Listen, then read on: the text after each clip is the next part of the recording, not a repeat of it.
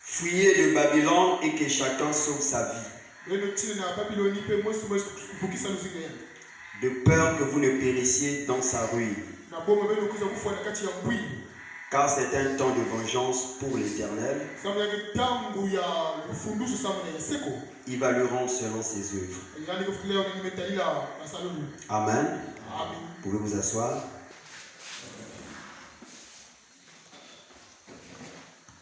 Je lis Apocalypse 18, verset 4.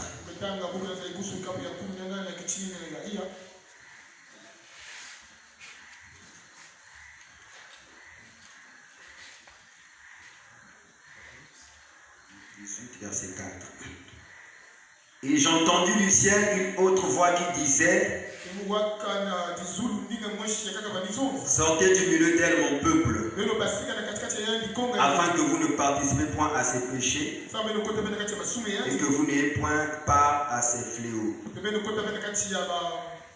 Car ses péchés se sont accumulés jusqu'au ciel et Dieu s'est souvenu de ses iniquités. Amen. Amen. Je lis encore Genèse 11. Sans interprète.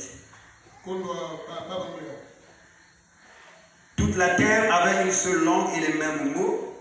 Quand ils étaient partis de l'Orient, ils trouvèrent une plaine au pays de Chiméa et ils y habitèrent. Ils se dirent l'un l'autre, allons faisant des briques et cuissons-les au feu. La brique leur servit de pierre et le bitume leur servit de ciment. Ils dirent encore, allons bâtissons-nous une ville et une tour dont le sommet touche le ciel et faisons-nous un nom, afin que nous ne soyons pas dispersés sur la face de toute la terre. L'Éternel descendit pour voir la ville et la tour que bâtissaient les fils des hommes. L'Éternel dit, voici, ils forment un seul peuple et ont tous une même langue. Et c'est là ce qu'ils ont entrepris. Maintenant, rien ne les empêcherait de faire tout ce qu'ils auraient projeté. Allons, descendant et là confondant leur langage, afin qu'ils n'entendent plus la langue les uns des autres. Et l'Éternel les dispersa loin de là sur la face de toute la terre, et ils cessèrent de bâtir la ville. C'est pourquoi on l'appela du nom de Babel, car c'est là que l'Éternel confondit le langage de toute la terre, et c'est de là que l'Éternel les dispersa sur la face de toute la terre. Dieu Tout-Puissant, celui qui a fait l'école peut aussi lire la Bible. Mieux que moi, Seigneur. Mais l'interprétation vient de toi. Je te prie de me tenir du chemin et de briser ce pain. Bénis ton peuple au nom de Jésus-Christ. Amen. Amen. Amen. Est-ce qu'on peut donner une offrande d'acclamation pour le roi de gloire?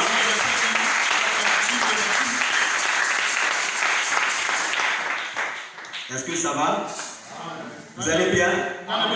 J'aimerais voir les mains levées. En tout cas, ne soyez pas tristes. Je vois comme si les gens sont tristes. Ils pensent qu'il y aura encore la chicote. Amen. C'est seulement la parole de Dieu. Amen. Moi, j'aime quand je vais à l'église. Quel que soit ce que tu vas me prêcher, il faut me bousculer pour que cela me rapproche de Dieu. Amen. Oui, frère, c'est ce que moi j'aime. Tu peux me tout parler. Mais il faut que je sente que tu me rapproches de Dieu. Peut-être que j'étais distrait. Tu peux me réveiller. Amen. Que le Seigneur vous bénisse. Et que Dieu bénisse le Dr. King. Notre voyage ici est très bénissant. En tout cas, j'ai appris beaucoup de choses. Et vraiment, c'est compliqué. Ça, c'est pour moi. Amen. Mais en venant ici, j'avais une vision pour un message que Dieu m'avait donné pour vous. Et en arrivant, nous avons fait le fondement. Il faut élever les murs et faire la toiture, clôturer et toller la maison. Et je crois que tu peux recevoir quelque chose pendant que nous parlons de Dieu. Que Dieu bénisse le pasteur Tardera. Vendredi, ça a été une grande bénédiction pour nous. la sacrificature du midi. Amen. Si tu es spirituel, tu vas voir que c'est Dieu qui est en train de parler. Et Dieu a plusieurs manières de parler. Certains par les eaux, d'autres par les vagues, tous par le feu. Tu peux dire amen à cela? Parce que chaque personne a une mission. Chacun a une commission. Amen. Sois seulement spirituel. Tu vas voir que Dieu te parle. Et que Dieu bénisse aussi les hommes de Dieu.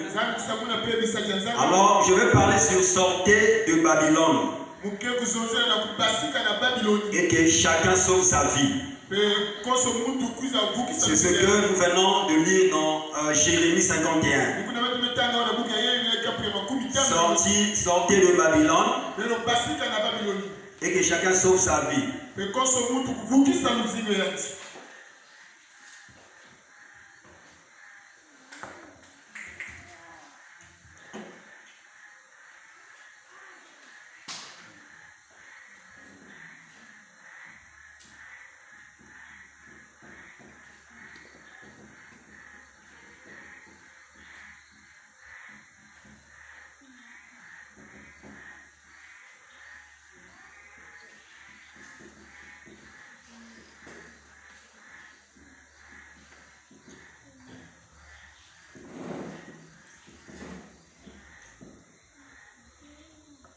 Sortez de Babylone et que chacun sauve sa vie. Tu peux dire amen à cela? Ça veut dire que c'est un appel que Dieu nous lance. Je prends le Proverbe 1, chapitre 1. Là, on va lire la Bible vraiment. Verset 24. Vous êtes avec moi? Alors, puisque j'appelle et que vous résistez, puisque j'étends ma main et que personne n'y prend garde, puisque vous rejetez tous mes conseils et que vous n'aimez pas mes réprimandes, c'est Dieu qui parle. Moi aussi je rirai quand vous serez dans le malheur. Dieu appelle. Il y a des gens qui ne veulent pas. Dieu tend sa main. Personne ne veut prendre sa main. Dieu envoie des messagers. Certains ne veulent pas faire cas. Dieu envoie des réprimandes. Les gens n'aiment pas. Dieu est en train de parler. Il dit, moi aussi je rirai quand vous serez dans le malheur. Je me moquerai quand la terreur vous saisira. Quand la terreur vous saisira comme une tempête et que le malheur vous enveloppera comme un tourbillon. Quand la détresse et l'angoisse fondront sur vous, alors ils m'appelleront et je ne répondrai pas. Ça veut dire quoi? Il y a un temps que Dieu donne l'appel. Il y a un temps d'avertissement. Il y a un temps que Dieu donne sa main. Mais si l'homme rejette, Dieu reste tranquille. Mais souvenez-vous, quand vous rejetez la voix de Dieu, c'est les temps difficiles qui vont suivre. Parce que le prophète dit, quand vous chassez Jésus de votre maison, devez vous attendre aux ennuis. Je vais entendre la main à cela. Maintenant, quand quelqu'un est dans les malheurs, il cherche Dieu. Il va voir le pasteur. Pasteur, prie pour moi. Le pasteur, par amour, il va prier pour toi. Mais Dieu ne va pas répondre. Tu peux dire amen à cela. Dieu ne répondra pas. Alors il dit, quand la terreur vous saisira comme une tempête et que le malheur vous enverra comme un tourbillon, ils m'appelleront, je ne répondrai pas. Ils me chercheront, ils ne me trouveront pas. Parce qu'ils ont haï la science et qu'ils n'ont pas choisi la crainte de l'Éternel.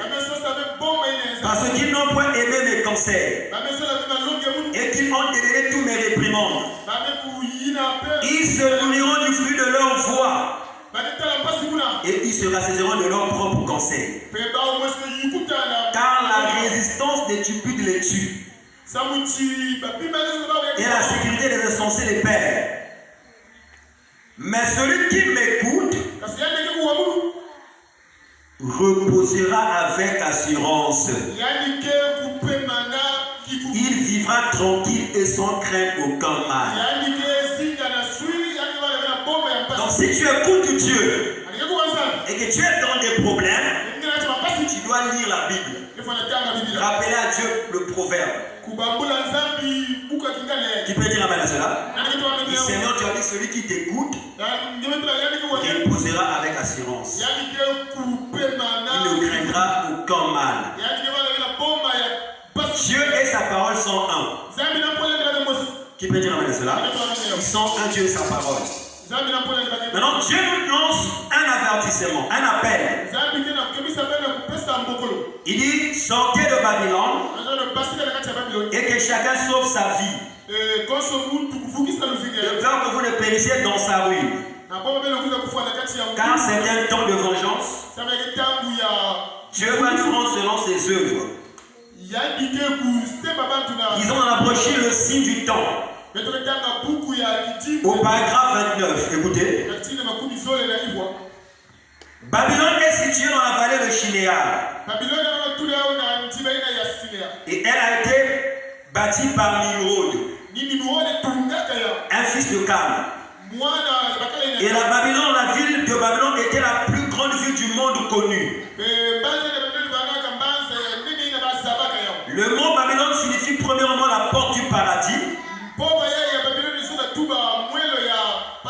Deuxièmement, elle a été appelée la confusion. Ce qui veut dire rétrograde. Et cette ville, c'est une grande agglomération.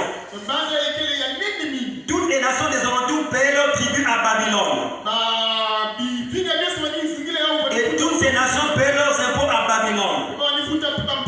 Elle est devenue une ville très méchante et indifférente. Donc, frère, maintenant, nous montre ici qu'il y avait une ville qu'on appelait Babylone. Dieu avait fait, cette ville était bâtie dans un pays appelé le pays de Shinéar.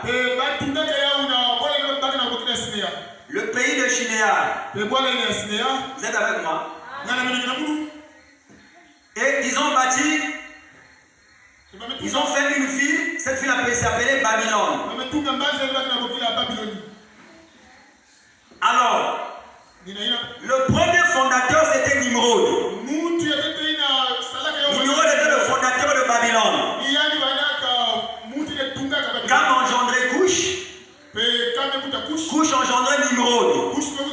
Cam était le descendant de Noé, le fils de Noé. Alors Nimrod a bâti la ville Babylone. Et cette ville était la plus grande ville du monde connue. Rabbana explique qu'elle était d'abord appelée la porte du ciel. Puis plus tard, elle était appelée confusion.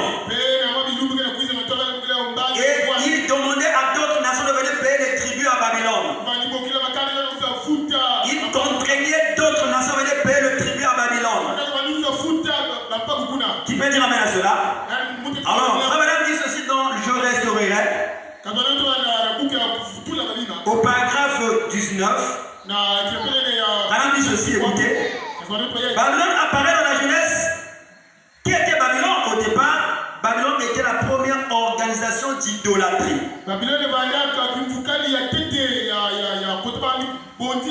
Il y avait l'adoration d'un homme. Et un homme était adoré. Il s'appelait Nimrod. Il était le descendant de Cam. Après, il y a eu Sin et puis la femme de Sin. Et elle a commencé à polluer par l'immoralité et tout. Ils adoraient donc les racines, les fils et autres choses.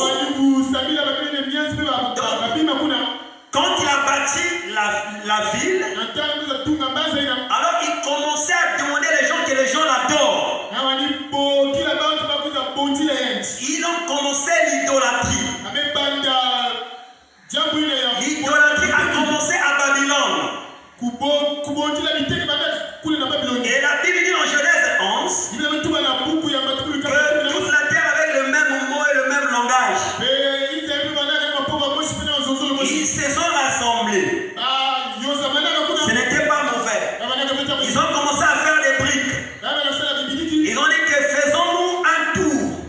Une tour qui va jusqu'au ciel. Oh, frère, on dit, quel est le but de cette tour? Ils ont bâti une tour dans la ville Babylone.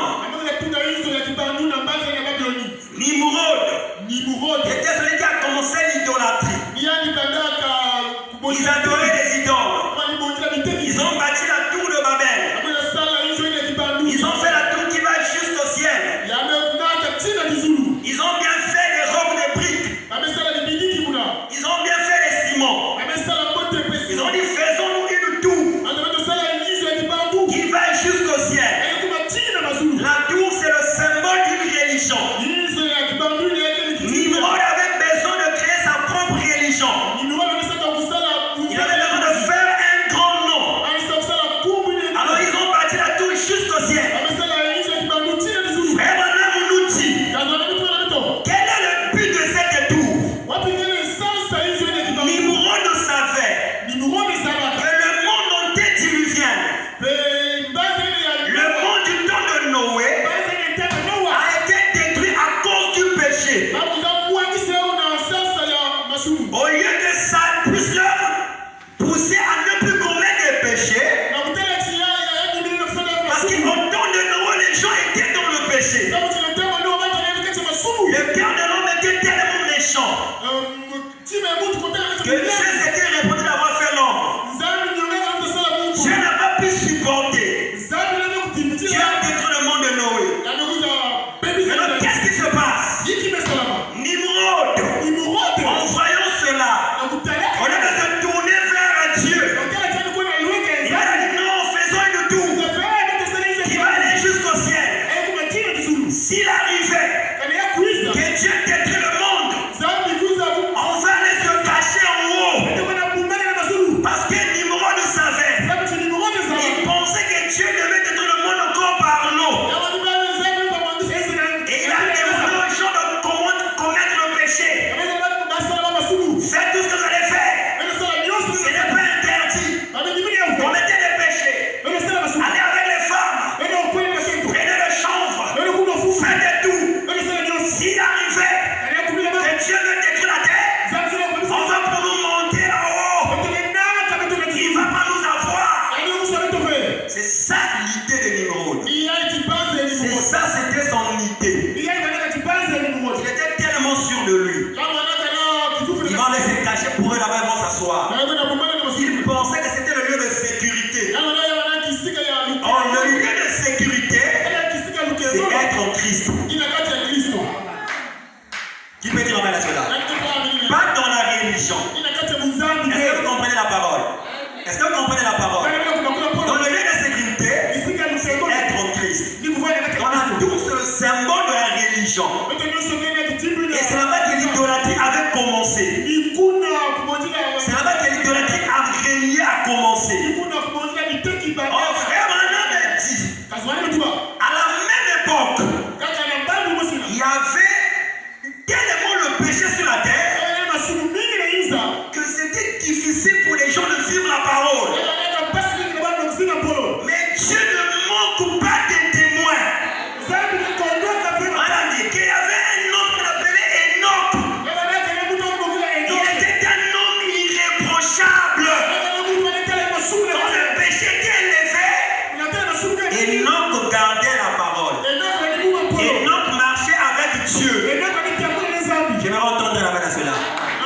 Et frère Branham me dit, tellement il y avait le péché, les anges sont descendus, ils sont entrés dans des humains. Oh, pasteur a trop le péché. Notre noir est tellement pollué. Sois un témoin. Sois un témoin. Même si tout le monde veut prendre la route la plus facile, ne Ne choisis pas le chemin de la facilité. Je vais entendre la main à cela. Choisis le chemin difficile. Parce que ce qui va t'emmener au ciel. Je vais entendre la main à cela. Enoch était là. Il a gardé la parole. Il a gardé la parole. Il a eu une récompense à la fin. Tu peux dire amen à cela? Tout le monde peut faillir. Mais toujours, c'est comme si tu étais le seul chrétien sur la terre à vivre la parole. Ne vis pas la parole par rapport à quelqu'un d'autre. Vis la parole par rapport à toi-même. Tu peux dire amen à cela? Tu peux dire amen à cela? Écoutez, Frère dit ceci. Pourquoi nous ne sommes pas une dénominationnelle? Madame dit ceci. Vous êtes avec moi? Il dit ceci.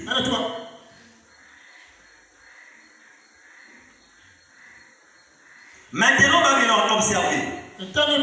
Comment Babylone apparaît-elle au commencement de la Bible?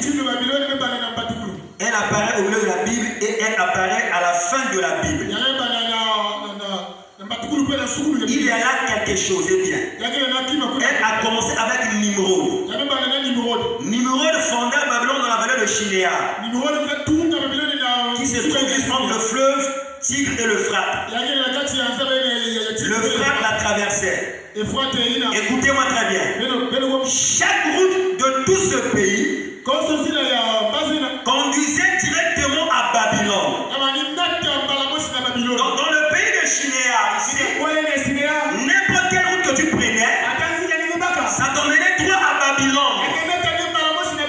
Et Branham continue.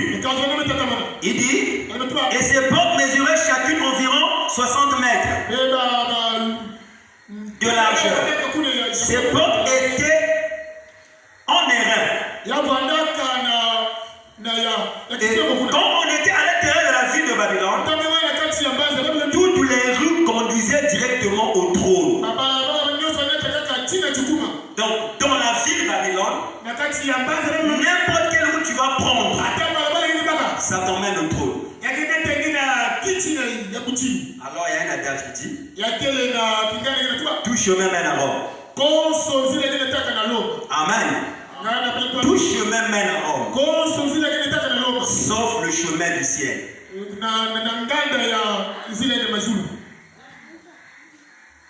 Tout chemin va t'emmener à Rome. Mais il y a un seul chemin qui t'emmène pas à Rome. C'est le chemin du ciel. Ton Isabelle voulait savoir le chemin du ciel. Il cherchait le chemin du ciel. Il cherchait le chemin du ciel. Mais ton Isabelle a vu quelqu'un qui lui avait montré le chemin du ciel. C'était qui? William Branham. Ah. Tu peux dire amen à cela? C'est lui qui connaît le chemin du ciel, qui va nous montrer le chemin du ciel. Sinon, peu importe la route que tu prends, ça t'amène à Rome. Mais il y a quelqu'un qui te présente le chemin du ciel. Il peut dire amen à cela. Frère me dit, Babylone c'est l'église catholique. Il avait commencé à demander les gens d'emmener les tribus, l'argent partout. C'est là qu'il est devenu tellement riche. Mais après, ce qui est nécessaire, c'est pas l'église catholique. Qui peut dire amen à cela? Écoutez, Malachie 4, 5 à 6. Vous êtes avec moi? Malachie 4, 5 à 6. La Bible dit, voici je vous enverrai Élie le prophète, avant que le jour de l'Éternel arrive. Dieu a promis nous envoyer Élie le prophète, avant que le jour de l'Éternel arrive. Or le jour de l'Éternel, c'est quoi? Parce qu'il y a un appel qui dit sortez de Babylone et que chacun sauve sa vie. Ça veut dire que Dieu va détruire. Mais Dieu ne peut pas détruire s'il n'y a pas un avertissement. S'il n'y a pas un appel. Il dit voici je vous enverrai Élie le prophète avant que le jour de l'Éternel arrive. Qu'est-ce que le jour de l'Éternel? Ésaïe 13, écoutez ce que la Bible dit. Ésaïe 13, la Bible dit ceci, verset 6. Gémissez, car le jour de l'Éternel est proche. Il vient comme un ravage du Tout-Puissant. C'est pourquoi toutes les mains s'affaiblissent. Et tout cœur donc est abattu. Ils sont frappés d'épouvante. L'espace et les douleurs les saisissent. Ils se donnent comme une femme au travail. Ils se regardent les uns les autres avec stupeur. Leurs visages sont enflammés. Voici le jour de l'Éternel arrive. Jour cruel. Jour de colère et d'ardente fureur. Qui réduira la terre en solitude et on exterminera les pécheurs. Verset 11. Je punirai le monde pour sa malice et les pécheurs pour leur iniquité. Je ferai cesser l'orgueil des hautains et j'abattrai l'arrogance des tyrans. Un jour où tu auras fait cesser l'orgueil des hautains, où tu auras tout détruit. Ce jour arrive bientôt. Lisons dans 2 Pierre. Qu'est-ce que la Bible dit ici? 2 Pierre 3, verset 10. Vous êtes avec moi? Écoutez. Le jour du Seigneur viendra comme un voleur. En ce jour, les cieux passeront avec fracas. Les éléments embrassés se dissoudront et la terre avec les œuvres qu'elle renferme sera consumée. Puisque tout cela est en voie de dissolution, combien votre conduite et votre piété doivent être saintes. Verset 14. C'est pourquoi, bien-aimés, en entendant ces choses, appliquez-vous à être trouvés par lui sans tâche et irréprochable dans la paix. Ça veut dire que le jour du Seigneur, c'est la fin de toutes choses. C'est un temps où Dieu va tout détruire. Apocalypse 6, écoutez. Avant que ce jour n'arrive, Dieu lance un appel. Verset 12, écoutez. Il dit ceci. Je regardais quand il ouvrit le 6e sceau. Il y eut un grand tremblement de terre. Le soleil devint noir comme un sac de crin. La lune entière devint comme du sang. Et les étoiles du ciel tombèrent sur la terre comme les figues vertes d'un figuier secoué par un vent violent. Le ciel se retira comme un livre qu'on roule. Et toutes les montagnes et les îles furent remuées de leur place. Les rois de la terre, les grands, les chefs militaires, les riches, les puissants, tous les esclaves et les hommes libres se cachèrent dans les cavernes et dans les rochers des montagnes. Et ils disaient aux montagnes et aux rochers, tombez sur nous et cachez-nous devant la face de celui qui est assis sur le trône et devant la colère de l'agneau. Car le grand jour de sa colère est venu et qui peut résister? Tu peux dire amen à cela. Ça veut dire que Dieu détruira la terre. Mais avant que ça n'arrive, Dieu envoie un prophète pour nous demander de sortir de Babylone. Qui peut dire amen à cela? Qui peut dire amen à cela? Frère, Dieu a appelé Abraham. Abraham était qu'un adorateur des idoles. Abraham n'était pas plus saint que toi. Mais Abraham a écouté l'appel de Dieu. Dieu dit sors. Abraham a donné les idoles. Il a écouté l'appel de Dieu et il était sorti. Et Dieu t'appelle aussi. Tu peux dire peut-être là où je suis là, tu ne peux plus me pardonner. Non. Si tu écoutes l'appel de Dieu, Dieu peut te pardonner. Si Dieu t'appelle et que tu obéis à sa voix, Dieu peut te pardonner. Tu peux dire amen à cela. Peu importe ce que tu as fait, quand il y a encore le temps, ça veut dire que l'agneau pardonne encore les péchés. Le sang est encore sur le propitiatoire. Le pardon des péchés n'est pas encore arrêté. Dieu te demande de sortir. Amen. Alors regardez maintenant Jésus. Jésus va dans le désert. Il finit de gêner 40 jours et 40 nuits. Jésus sort. Quand il sort, alors, il était revêtu de la puissance de l'esprit. Revêtu de la puissance de l'esprit. Quand il sort de là, sa renommée commence à se répandre. Il va dans le temple, il prend la chose et commence à chasser ceux qui vendaient dans le temple. Quand il chasse ceux qui vont dans le temple, qu'est-ce qui se passe? Jésus vient dans le temple. On lui donne le livre d'Ésaïe. Quand il prend le livre d'Ésaïe, Jésus commence maintenant à lire. Il lit ça dans Luc 4. Il prend Luc 4, il commence maintenant à lire ça. Quand il lit, qu'est-ce qu'il dit?